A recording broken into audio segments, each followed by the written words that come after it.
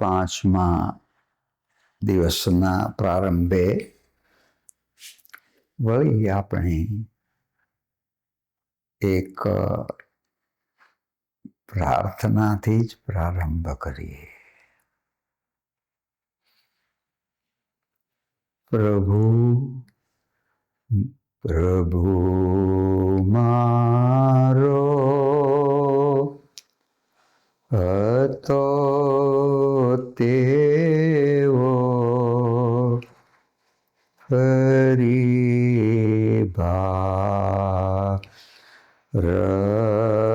બનાવી દ્યો.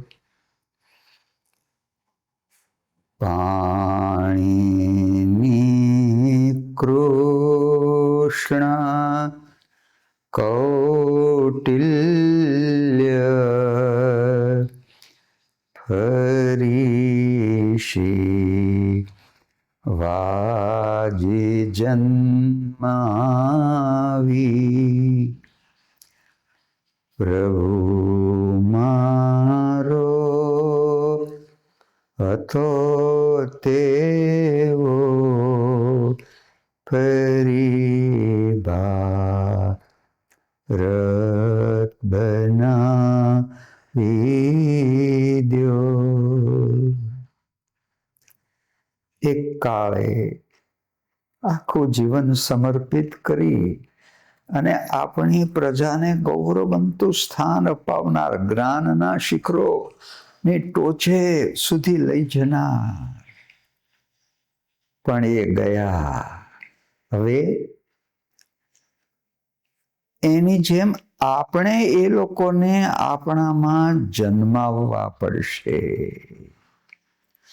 આપણામાંથી જ કોઈ પાણીને જન્માવવો પડશે, કોઈ કૃષ્ણ, કોઈએ શિવાજી થવું પડશે અને ત્યારે ફરી પાછા આપણે એ જ ઊંચાઈએ પહોંચી શકીશું.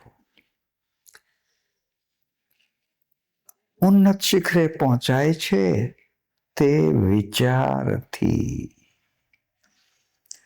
આપણે જરા આ બાબતે વિચાર કરવાની જરૂર છે કે અંગ્રેજો તો ગયા, એને ભારત છોડાવ્યું. હવે અંગ્રેજી આપણે સ્વતંત્ર થયા છીએ, તો હવે અંગ્રેજી છોડવા માટે આ ગુલામીની બેડીનું જે પ્રતીક છે ને, એને હવે આપણે ન ચૂમીએ, એને ન ગળે વળગીએ. આપણે આપણાને નરસિંહે પરહરી થડને તું ડાળી વળગ્યો, તો આપણું જોની વિચારી તું મૂળ તારું. અને નરસિંહને વળી યાદ કરવો પડે કે તું અલ્યા કોણ, તું અલ્યા કોણ ને કોને વળગી રહ્યો, તું અલ્યા કોણ. હા, જો ઇતિહાસ માણસને બેઠો કરે કે આવી ગૌરવવંતી પ્રજાનો વારસ અને તું ભીખ માગે બીજાનો લઈને પેલું નિર્ભાવ કરે. આપણે આપણા પગ ઉપર ઊભા રહીએ. આપણે જે આપણી છે, આપણી ભાષા, આપણો ઇતિહાસ, અને આ બધા દ્વારા ફરી આપણે એ ઉન્નત શિખરો સર કરવા તરફ જઈએ. અને એને માટે આપણે જે એક આ યત્ન કરીએ છીએ, ફરી પાછું માતૃભાષાને ગૌરવમય પ્રતિષ્ઠા અપાવવા. આપણે માતૃભાષા, ગૌરવ, પ્રતિષ્ઠાન આદરીએ. અને એટલા માટે પહેલા આપણે માના ગુણ જાણીએ. આપણા વ્યક્તિત્વને ઘડનારી જ્ઞાન. પ્રથમ જ્ઞાન પિયુષ જે પાતી ચોપાઈ, જય જય જય ગરવી ગુજરાતી. પહેલા વહેલા જે જ્ઞાનનું પિયુષ પાય છે એ ગુજરાતીના માટે ફરી પાછું એને પણ સ્થાન અપાવીએ અને એના વિકાસ દ્વારા આપણે પણ ઉન્નતિના શિખરે પહોંચીએ એટલા માટે યત્ન આરંભીએ એ આજના વિચાર સાથે ફરી પ્રારંભ કરું છું. આપણે લેખનની ગુજરાતીની આ 4 વ્યવસ્થા જોઈ ગયા. 5મી વ્યવસ્થા તે આમ છે કે વિભક્તિ વ પ્રત્યયો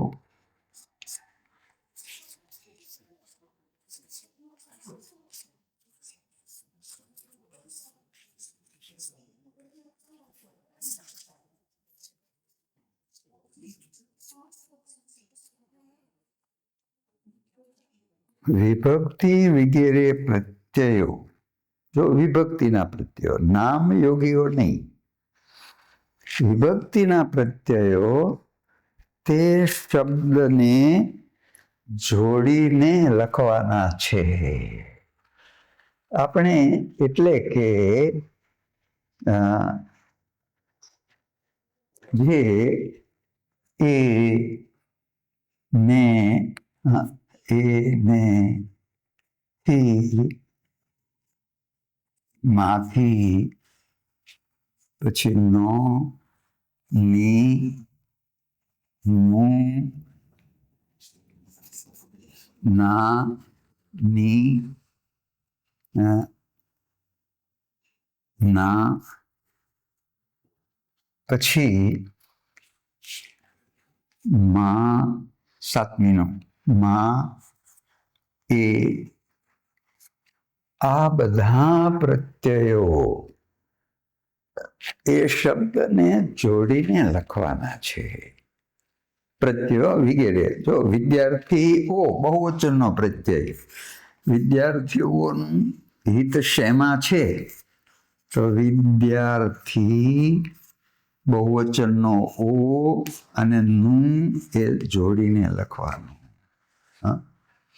એ જ રીતે રામનું સસલું, તો આ સસલું, તો નું એ આને જોડીને લખવાનું.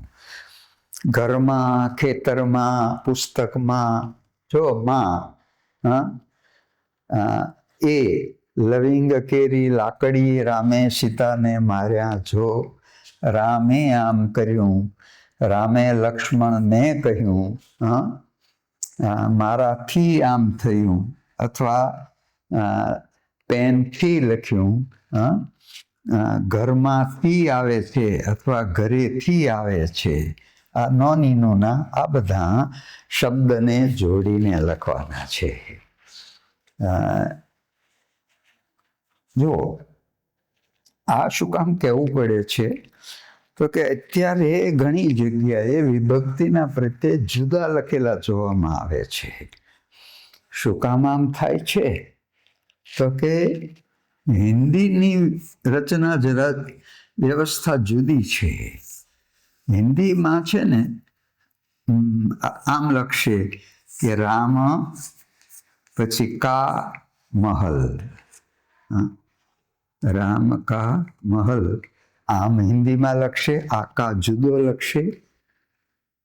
તો રામ કી ચીડિયા રામદા ખેત, તો આ અલગ લખશે હિન્દીવાળા. એની અસર હેઠળ આપણે પણ ઘણીવાર આ અલગ લખતા થઈ ગયા છીએ. પણ હિન્દી કરતાં આપણો સંસ્કૃત સાથે સંબંધ વધારે છે. સંસ્કૃતમાં જો રામેણ, રામાય, રામાત, રામસ્ય, રામે, જો બધે જોડીને જ લખાય છે. તો એ વ્યવસ્થા જે છે એ આપણે પણ રહી છે અને એટલે આ આપણે જાળવી રાખવાની છે. આ વ્યવસ્થા આમ છે કે વિભક્તિ વગેરે પ્રત્યયો એ શબ્દને જોડીને લખાવવા લે. એક ભાઈએ માનો કે અહીંયા ખાસ દુકાનનું નામ લખ્યું. પછી અહીંયા એણે ચાનો કપ આમ ઓલો દોર્યું સરસ મજાનો, અને આ માનો કે આ રમણ, પછી અહીંયા તો અક્ષર ઝાઝા હોય એટલે અહીંયા નીચા આ બાજુ લખ્યું રમણ નીચા. જો આ જે ની દૂર લખ્યો. હા, મધુ નિવાસ એક બાઈ લખેલું તો મધુ, પછી ની આમ લઈ ગયા. હા, તો મધુની વાસ થઈ જાય. તો આપણી તો આ ભેદક તત્વ છે એટલે વિભક્તિ વગેરે પ્રત્યય તે શબ્દને જોડીને લખાય. આપણે કહી ગયા પછીની વ્યવસ્થા કે સંધિ સમાસ વ ભેગા લખાય. હવે જો આપણે સંધિ વિશે શીખી ગયા છીએ. હા, સત્યમ, પછી એવ અને જયતે.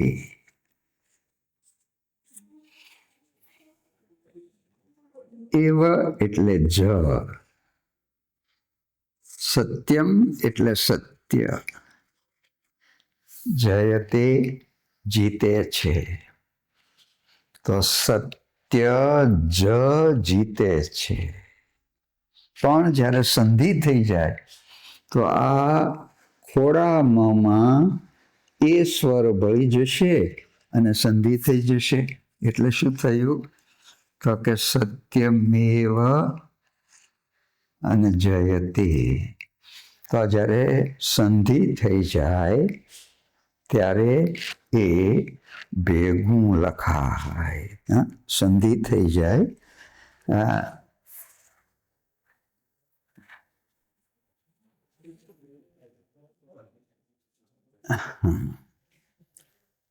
હવે રામે ને સ્વર એમ જુદું નહીં લખાય. આપણે જ્યારે સંધિ થઈ જાય ને ત્યારે એ ભેગું લખાય. કારણ બીજું કે જ્યારે સમાસ થાય ત્યારે એ સમાસ તે એક જ પદ બની જાય છે. બંને ભેગા થઈને એ એક જ પદ બની જાય છે. તો આજે જ્યારે એક જ પદ બને છે એટલે એને પછી જુદું લખાય નહીં. આ ગુજરાતી ભાષાની વ્યવસ્થા છે. બહુ મોટા નેતાએ આઝાદી પહેલા પત્રકારોએ એને પૂછ્યું કે આઝાદી વિશેની તમારી શી કલ્પના છે? તો એમણે કહ્યું કે આઝાદીમાં કોઈ વસ્ત્ર વિના નહીં રહે. વસ્ત્ર વિના નહીં રહે અને કોઈ અન્ન વિના નહીં રહે. હવે પણ આ નેતા તો બહુ દેશ શબ્દ વાપરવાના આગ્રહી હતા. એટલે એણે તો વાપર્યું કે આઝાદીમાં કોઈ વસ્ત્ર વિના નહીં રહે, એટલે કે નાગા નહીં રહે અને ભૂખ્યા નહીં રહે. એનો એણે સમાસ કરી નાખ્યો કે કોઈ નાગા ભૂખ્યા નહીં રહે. કોઈ નાગા, જો દ્વંદ્વ સમાસ, નાગા અને ભૂખ્યા નહીં રહે. પણ આ ભૂલ બીજે દિવસે કરી પત્રકારોએ. એણે શું લખી નાખ્યું ખબર છે? કે આઝાદીમાં જો એણે સમાસ, જો વ્યવસ્થા શું છે, સમાસ ભેગા લખાય, તો એને બદલે એણે લખી નાખ્યું કે આઝાદીમાં કોઈ નાગા ભૂખ્યા નહીં રહે. કોઈ ના, જો કેવો અર્થ આખો બદલાઈ ગયો કે આઝાદીમાં કોઈ નાગા ભૂખ્યા નહીં રહે. તો જો એને વ્યવસ્થા તોડી. સમાસ હંમેશા ભેગો લખાય. આ આપણી ભાષાની વ્યવસ્થા છે, એક જ પદ બની ગયું છે, તો એને નોખું ન લખાય. પણ જો નોખું લખો તો એ સાચો અર્થ આપે નહીં. હા, તે રામ કથા કરે છે. જો તે રામની કથા એટલે રામ કથા કરે છે. પણ જો આ સમાસ જુદો લખી નાખો તો તે રામ કથા કરે છે. તો જો આખું એટલે સમાસ છે એ જો તમે જુદો લખો ને તો સાચો અર્થ નહીં પહોંચી શકે. એટલે સંધિ અને સમાસ તે સંધિનું આપણે જોઈ ગયા કે વિદ્યા અને અમૃત, એની સંધિ થાય વિદ્યામૃત. વિદ્યામૃત, અ વત્તા અ બરાબર આ, તો વિદ્યામૃત થયું. પણ જો હવે વિદ્યામૃત સંધિ થયા પછી જો તમે આ જુદું લખો ને સંધિ, તો વિદ્યામૃત થઈ જાય.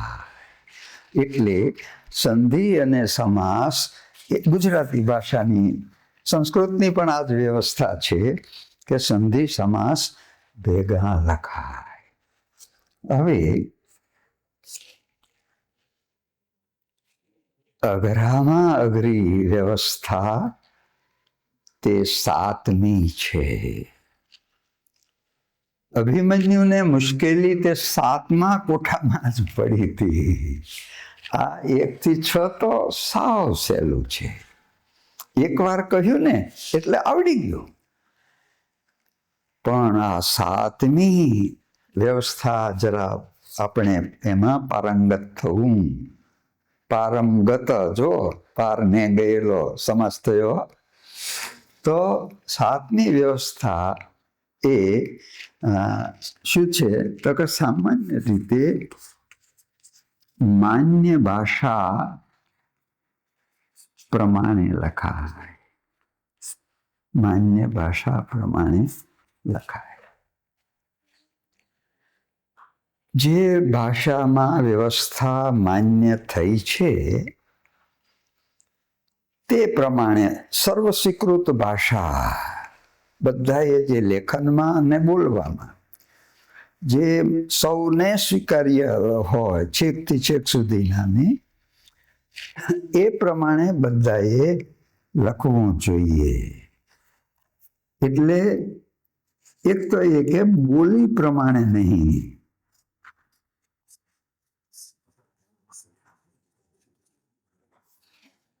આ ઘણી વાર મુશ્કેલી થાય છે કે બોલી પ્રમાણે જો લેખન કરી નાખો તો બોલી પ્રમાણે નહીં, માન્ય ભાષા હોય. સાહેબ આવ્યા છે તે બોલાય કે લખાય.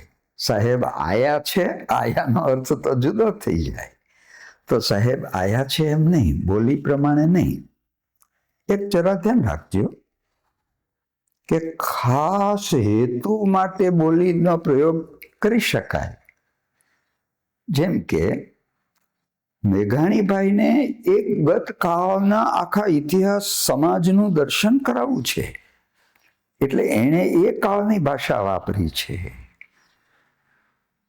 છપ્પનિયાની ભાષા પન્નાલાલે અને એ કાળની અને એ વર્ગની એની જે ભાષા એ વાપરી શકે, એના પાત્રોના મુખમાં એ જ ભાષા મૂકી શકે.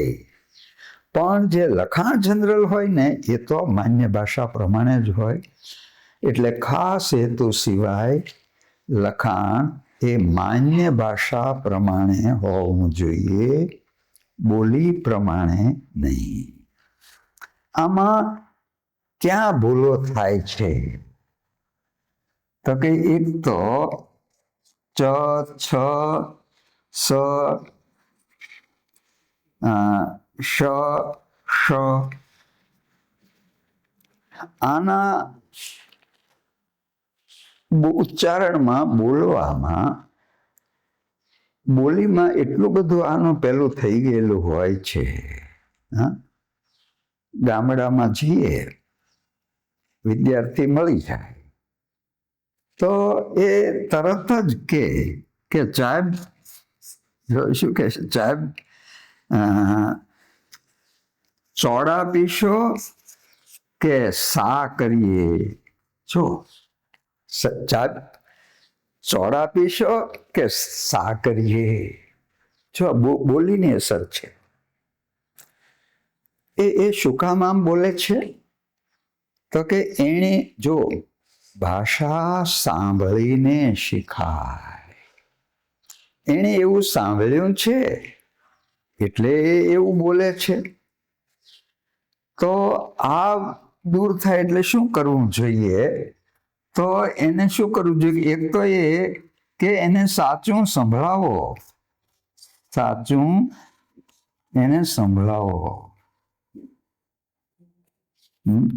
કોઈ વિશેષ વક્તા કેમ બોલે છે? આજે તો બધા સાધનો થઈ ગયા. હા, તો એને સાચા શ્રવણ અનુભવ પૂરા પાડો એટલે એ તરત વિચાર કરશે કે એ તો આમ બોલે છે, એટલે હું આમ બોલું છું, પણ એ તો આમ બોલે છે. અને એ સાંભળતા સાંભળતા આને માટે શિક્ષકે પોતાની ભાષા પણ નમૂના માટે સાચી હોવી જોઈએ, કારણ કે એ સાંભળવાનો છે. એટલે તરત લક્ષમાં રહેશે કે સાહેબ તો આમ બોલે છે. આ ભૂલો દૂર કરવા એક તો એક એને સાચો શ્રવણ અનુભવ આપો, સંભળાવો.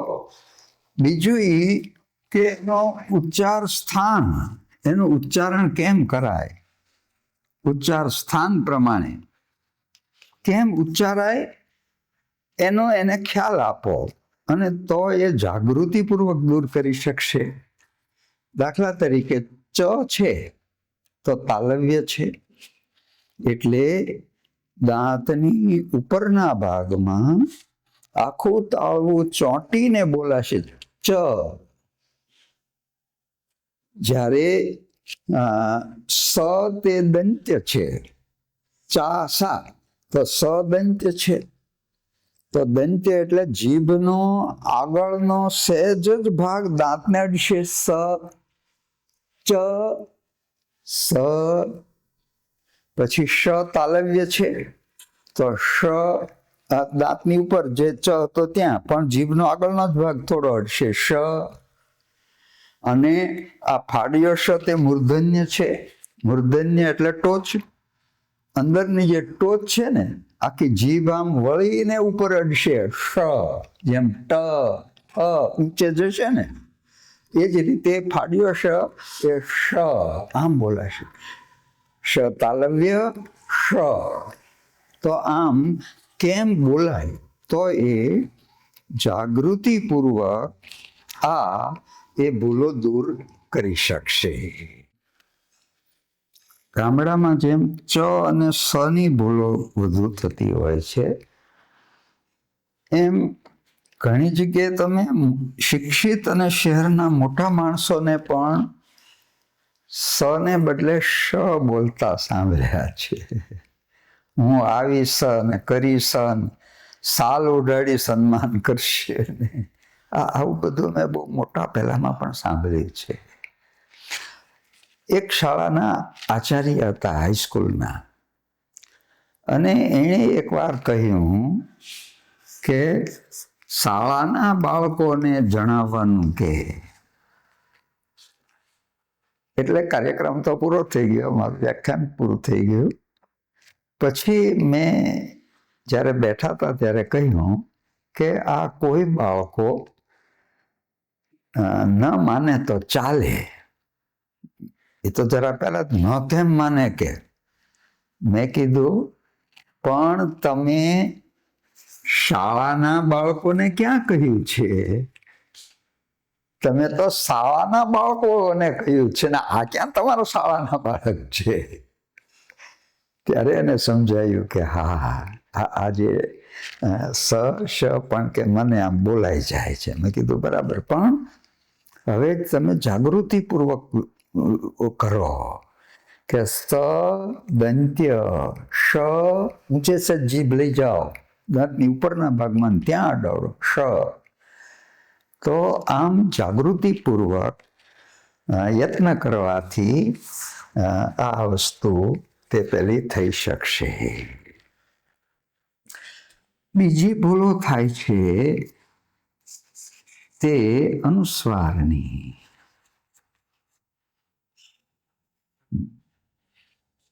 આપણે અનુસ્વાર વિશે આખો વિભાગ લેવાનો છે. સ્વરમ અનુસરતી ઇતિ અનુસ્વાર. સ્વરની ને અનુસરે. કંપ તો ક પછી અ આવ્યો, ક પછી આ અ આવ્યો અને પછી આ અનુસ્વાર કમ કમ તો કમ પ. તો સ્વર પછી આવે છે, અનુસરે છે સ્વરને, એટલે એને અનુસ્વાર કહ્યો છે. પણ અનુસ્વાર વિશે આપણે આખો વિગતે વાત કરીશું. અને પછી જે મોટી મુશ્કેલી જે થાય છે તે આ રસ્વ ઈ ઉ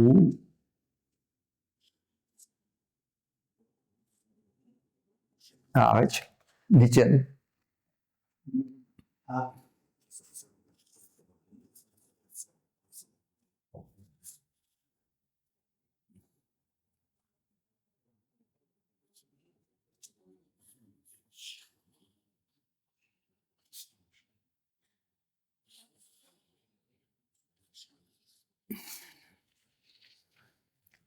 તો સૌથી વધુ ભૂલો એટલે થાય છે કે અનુસ્વાર જે છે, આ મીંડું નથી, આ દાખલો છે, બોલું પાછું અનુ એમ લાગે. હા, કારણ કે અનુસ્વાર તે ઉચ્ચારણમાં જીવંત છે. હા, ચંપકભાઈ હોય તો એને કોઈ ચપકભાઈ કે, અંબાબેન હોય તો કોઈ અબાબેન કે નહીં, કે એને ખ્યાલ આવી જ જાય કે નહીં આમાં કુંતાબેન ને કોઈ કુતાબેન કે. કારણ કે અનુનાસિક તે અનુસ્વાર ઉચ્ચારણમાં જીવંત છે. પણ આ જે રસ્વ દીર્ઘ એ માત્ર થોડી લંબાઈનો માત્રાનો ફેર છે. એટલે કે એક માત્રા જેટલું લંબાઈ તે રસ્વ અને 2 માત્રા જેટલું લંબાઈ તે દીર્ઘ. પણ આ ભેદ એ સર્વત્ર બધે બહુ નથી. આપણે ભાગ્યો કહીએ તો ભાગ્યો નથી કહેતા, ભાગ્યો જો સહેજ ઓછું જ બોલશું. હા, એટલે કડ્યો તો કડ્યો તો એ ઓછું બોલશું આપણે. આજ્ઞો એમ કહીએ, આગિયો તો આગિયો એમ નહીં બોલીએ, આજ્ઞો ઓછું બોલશું. પણ બધે આ ભેદ ઉચ્ચારણમાં એટલો સ્પષ્ટ બધે નથી. અને એને કારણે આ જોડણી છે તે યાદ રાખવું જરૂરી બન્યું છે. એટલે હવે જરા આપણે રસ્વ ઈ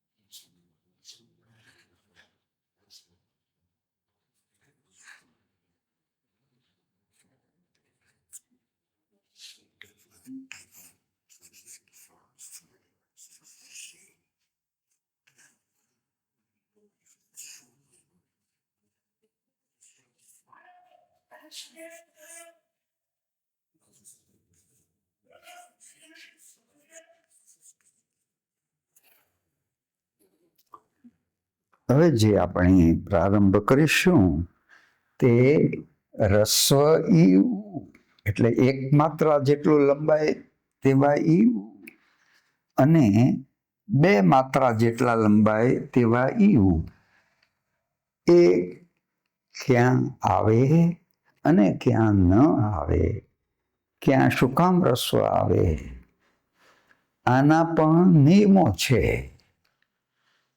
એટલે જેમ એકેન વિજ્ઞાતેન સર્વમ વિજ્ઞાતમ ભવતી, એકને જાણી લ્યો ને તો બધાનો ખ્યાલ આવી જાય.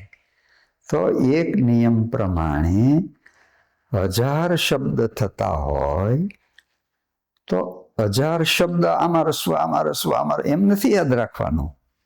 બસ એ એક નિયમ યાદ રાખી લ્યો એટલે તરત એ બધા તમારા એ પ્રકારના નિયમ સાચા જ લખાશે.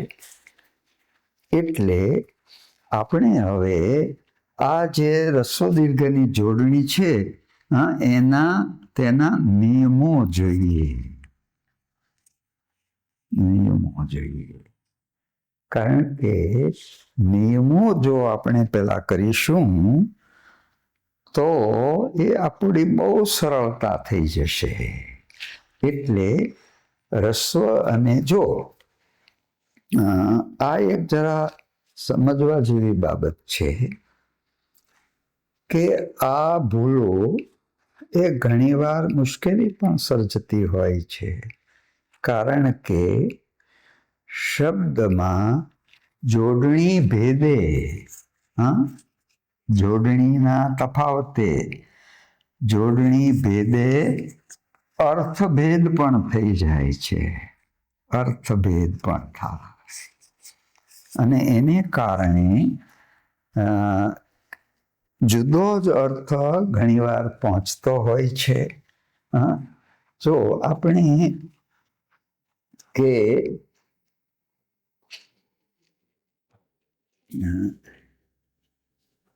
માનો કે પતિ એટલે સ્વામી, પતિ ગયા આમ થયું. પણ આપણે આ જો રસોઈ નહીં લખશે તો શું થયું? દીર્ઘઈ લખી નાખશું ને તો કે પતિ ગયા, બધાય પતિ ગયા. જો અર્થ જુદો થઈ ગયો, મરી ગયા. તો આપણો તમે ગુજરાતી જોડણી સાવ સહેલી છે. અંગ્રેજીમાં જુઓ, તમારે શબ્દે શબ્દની જોડણી એકે એકની યાદ રાખવાની છે. જેમ કે ઓલ ઇજ, માનો કે ઇજની જોડણી છે તો બોલવાનું શું છે ખબર છે? ઈ જ, તો બોલવાનું જે, તો બોલવાનું શું થયું? ઈ જ. પણ તમારે બરાબર યાદ રાખવાનું કે બોલવાનો જ બોલા ઈ પણ લખવાનો આય, બોલવાનો જ પણ લખવાનો એસ. જો ઉચ્ચારણને આને બરાબર લેખિત સંજ્ઞા તો તમારે યાદ રાખ્યા કરવાની છે, શબ્દે શબ્દની. ગુજરાતી તો કેટલું સહેલું છે માટે તમારે કાંઈ યાદ રાખવાનું છે કાંઈ જ નહીં. માત્ર રસ્વ દીર્ઘ પૂરતું જ યાદ રાખવાનું છે. અને રસ્વ દીર્ઘ પણ નિયમ પ્રમાણે થાય છે. એટલે જો આપણે આ નિયમો જોઈ લઈએ તો પછી આપણી જોડણી છે એનું લેખન બહુધા શુદ્ધ થઈ જાય. અને એટલા માટે આપણે હવે પ્રારંભથી આ જોડણીનો કરીશું.